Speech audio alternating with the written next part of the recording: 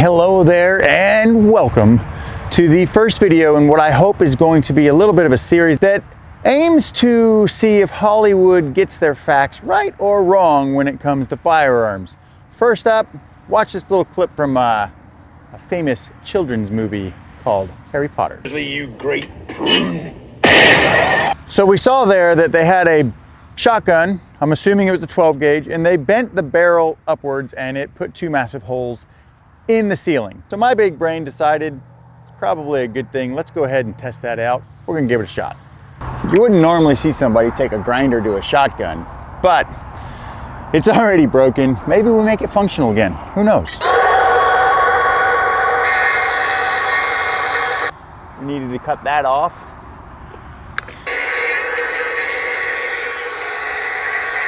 The next thing we gotta do, we're gonna have to bend the barrel. I like that bend. Now we need to reassemble our shotgun. Let's go get it put back together. So this is not normally the way you would do this, but I think it'll go.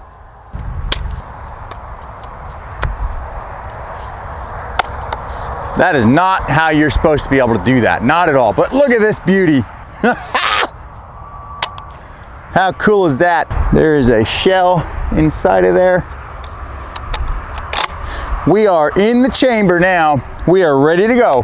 Who's ready to see if this thing actually works? 3, 2. You seriously didn't think I was gonna do that, did you? No way. I like my fingers. Come with me really quick. So what we have here, we have the shotgun strapped down to our table. We have this string running back so that I don't hurt my fingers. I got another camera set up over there.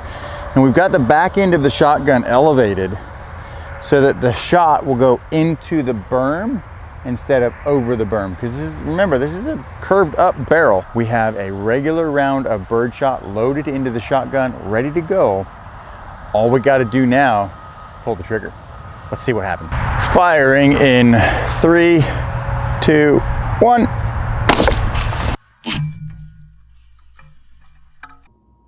So sitting here in the editing room or on the computer, and look at how much that barrel is bending. That's crazy. And the shotgun's not really doing a whole lot. That's just an insane amount of bend. Okay, so I just took you guys off the tripod.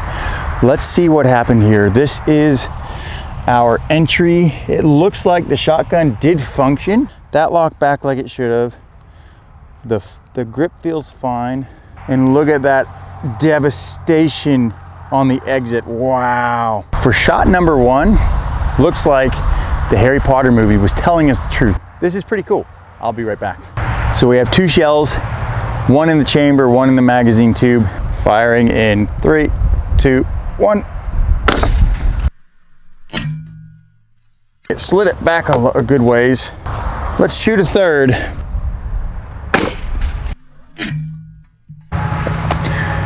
So we have our shotgun here. It survived the bench test. Now we're gonna see, will it survive the shoulder test? We have 2 rounds in the tube. Oh, I'm nervous. I'm really nervous. 3, 2, 1. Okay, so that really hurt. It punches you in the jaw because it's got the kick wants to kick more up. But that's not how Mr. Weasley fired the gun. He fired it more like this, under his shoulder. So, how's it feel to shoot like that? I don't really want to do this, but let's give it a shot.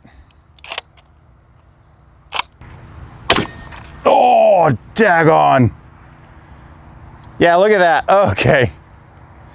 So you can see here, we have split our handguard entirely. That barrel got pushed farther down in the front before it comes back up. So the shotgun, absolutely you cannot shoot it like this long term. This is really, really detrimental for your shotgun. Nothing about this I would deem as safe anymore. I think we should bend this thing even more. Let's bend her more and see what happens, shall we? I think so. Don't do this at home, but will it fire? We're gonna find out. I think this might actually break it. So Let's go find out real quick. Down here behind me, we have the shotgun completely loaded up. Here, I'll let you see what we got. So back here in the back, we've got 2 nails going through the stock to hold it in place.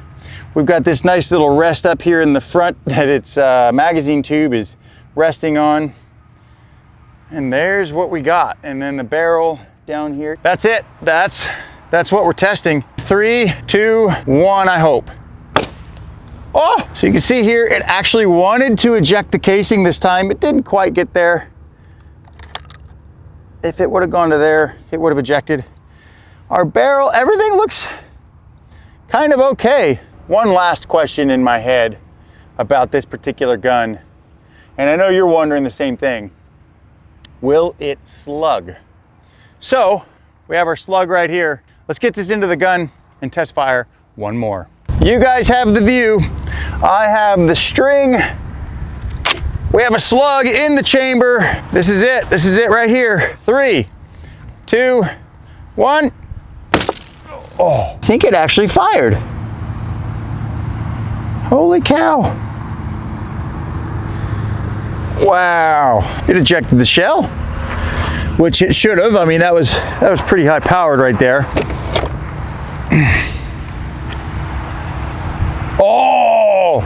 Okay, so you can see that last slug split the barrel. I don't know if you can see that or not. So it didn't like the slug at all. The custom tape here is held up. The stock doesn't really seem any worse for the wear, but it did fire. It fired the slug. So now we know it did break the gun. You know, we have one more slug in the truck. Let's go ahead and let's see what we can do, because we want destruction, right? That's what we're after. Slug is now in the chamber. We're gonna drop that forward one last time. 3, 2, 1, no death. Well, there we have it. The shotgun has officially broken. Will it slug? Kind of. We got that piece broken off of it, and we look at how much it's stressed. You can see all this shiny on the bottom here. That's how much that barrel was being stressed, trying to get that slug to change direction from going straight forward. Really, really fascinating. Did Hollywood tell us the truth? Yes and no. Both, I would say.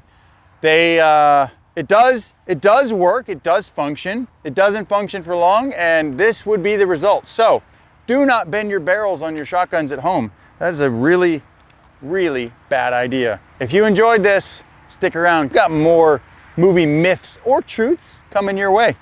We'll see you next time.